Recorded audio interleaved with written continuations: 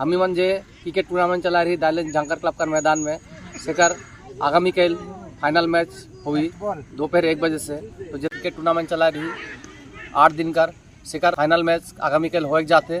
तो वो मैच में आनंद ले तो सब कोई दोपहर 1 बजे शुक्रवार के पुज जबा मैदान में दाइलेन झंकर क्लब कर। और ई खेला हमें एक्चुअली परिचना जेठू कर ली एक्चुअली खेल कर भावना के पीछे मैदान बाटे उतराए के लिए और थोड़ा मन के गलत राह में जे जातन से मन से दूर करे के लिए और मैदान कर बटे मुक्त करे के लिए हम खेला के चला जेठू हमारे सक्सेस हो जाते। आगामी कल फाइनल है दोपहर 1 बजे से धोनी मन अवश्य ही पुज जबा।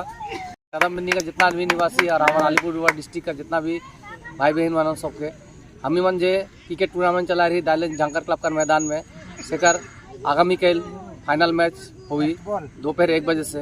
तो जब मेरी झंकर क्लब कर क्रिकेट टूर्नामेंट कर परिचालन कमेटी का प्रेसिडेंट सचिन उराव